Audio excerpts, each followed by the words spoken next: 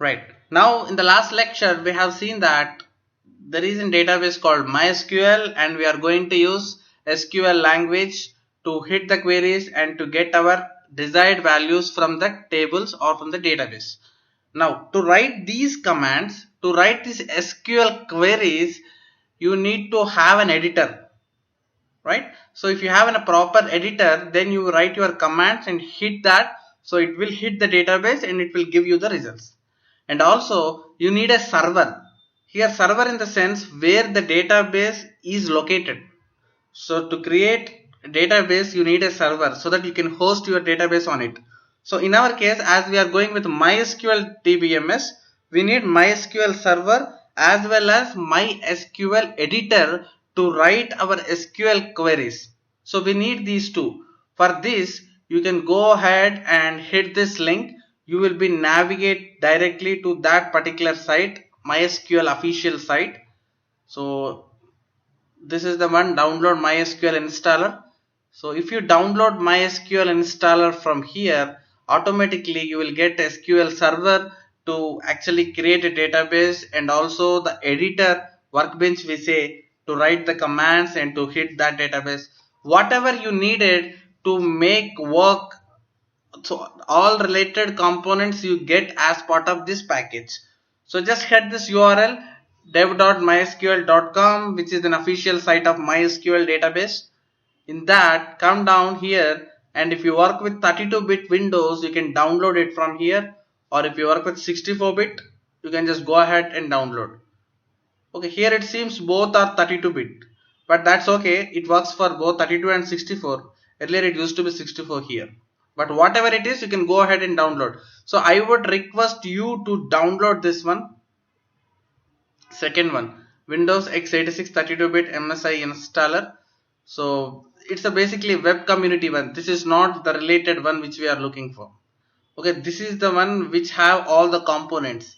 So whatever it is, 32 or 64-bit, you just go ahead and download it from here. So once you download, one .msi file will be installed in your machine. You have to run it. When you run, it will go through some multiple processes, multiple steps to install everything in your machine. I'll now show you what are the screens you will just face when you need to download it. As it's already have in my machine, I'm not downloading it again, but I will just show you the screens whatever you face as part of this download process. Yeah, here we go. First, when you install it, after a few minutes of installation, you will be navigated to this page, the starting page, and you can just say connect to the internet, so that it will download the related components for your machine. Okay, and once you are done with that, next page you will be launched on the setup type. Here there are different type of setups which you need to choose. Okay, so better you go with install all products needed for MySQL development purpose. So here you might not be need everything, but I would suggest you to go with the developer default, so that what all components you require to work comfortably will be downloaded. Okay, and also you can set the installation path here. By default, in most of the cases, it will store in C program files. Let it be the same. You don't change anything here. Of course, you can change if you need it, but it's recommended to have it in program files, so that it will handle all .dll files also. If it is default given in program files, let it be. Just select developer default, which install all the products, and click on next, and then you will be asked to check requirements, to check whether these softwares are installed in your machine. If it is not, step by step it will install. You need not worry about it. So all these requirements, if anything is missing, it will install and proceed. I guess by default it will not be installed anything in your machine unless you work for Microsoft products. So all these will be installed step by step. It will take some time. It might be taking more than 10 minutes as well if nothing is installed in your machine. So all will be installed after clicking on the next. Yeah, here. So after clicking on next, everything step by step will start installing in your machine.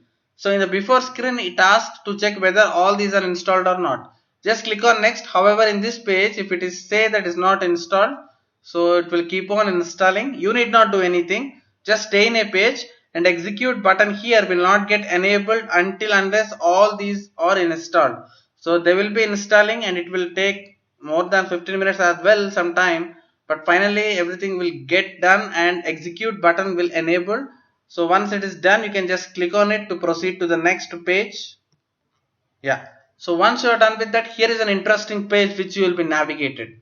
So to connect to that MySQL server, as I told you, right, there is we need to download MySQL server and we can host our database there. So we are downloading that now. So once you download that server, to connect to that server you need credentials. You cannot connect it directly. Okay, so that credentials you have to pass it here. By default, username will be root. You can see root account password. Username is root. Password you need to write it here. And tomorrow, whenever you want to work with your database, first you need to connect to this server by giving credentials, username, root, and password, whatever you mention here. So please remember whatever you are entering here. And tomorrow, whenever you write any query by opening a window, first you have to connect to the MySQL server, which you can connect only by providing credentials. So the password here you have to provide it there. So that's the reason. Please be cautious in providing password, because you have to remember this forever if you want to work with these queries. Fine. So give that password and click on next.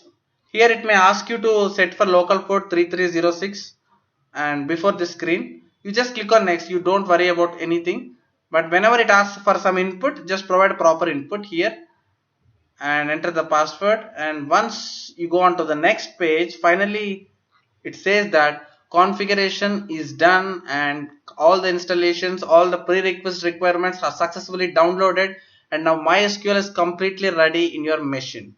Now you can go ahead and start your MySQL editor to start talking to your database. Now let's see how can we connect to it in our next lecture. So once you are seeing this window, that means the MySQL installation is successfully done in your machine. So let's start opening it and we'll hit our queries and with our new concepts. Okay, thank you.